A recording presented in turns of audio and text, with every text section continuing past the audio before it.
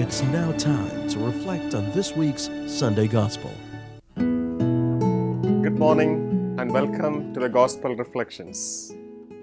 Jesus instructs his disciples and the crowd on how to be ready for the coming judgment.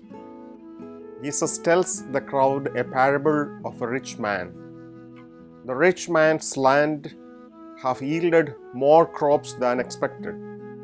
His response is not to consider how he might share all the extra food with others, but to wonder how he can possibly store it all.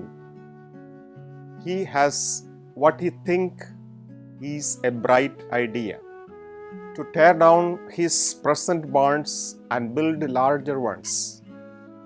Then he will have many things stored up for years of eating, drinking, and making merry. God's response to this man is, "You fool, if that very night your life will be taken away, to whom will everything belong then?" The rich man's world is small, just him and his possessions, and now he learns that he is to lose his life. What good are his possessions now? Jesus states the moral of the story that this is how it will be for everyone who stores up treasure for themselves. When we go to the United States of America, we carry with us dollar, which is the currency of value there. When we go to England, we carry with us pound, which is the currency of value there. So also, when we undertake our journey back to our eternal abode, we need to carry the currency of value there. It is the currency of good deeds we have done, compassion we have shown to others, and the love we have shared while we live here on earth.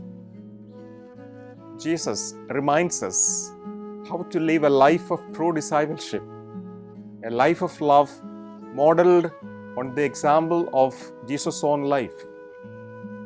Jesus shows us how to be giving, loving, and self-sacrificing, even if it means laying down your life out of love for another. Accordingly, if one is losing one's heart to the needs of others around him, then he is being governed by the grave sin of greed. There are innumerable examples of people who spent all their life accumulating accountable and unaccountable wealth for themselves. Many of these people vanished from the memory of people. On the contrary, history is full of stories of many heroic people who abandoned all their wealth for the service of God and of His people. They live in the hearts of people even after many decades of their departure from this world. Is wealth bad? Is earning money a sin? Not at all, if used appropriately. Wealth is essential for living.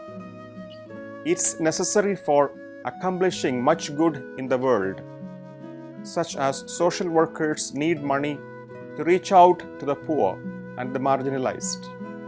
The government needs money to develop the country and to give better living facilities to its citizens. However, obsession with wealth and using wrong means to accumulate it is unjustifiable. On the contrary, earning wealth and using it for a decent living for oneself and for sharing it with those who are less fortunate, it's a virtue. Wealth, power, and status do not stand up the test of time. Let's then make all our efforts to settle down for what is necessary and promote a better world for all to live in. And hence, let us be rich with God and His people.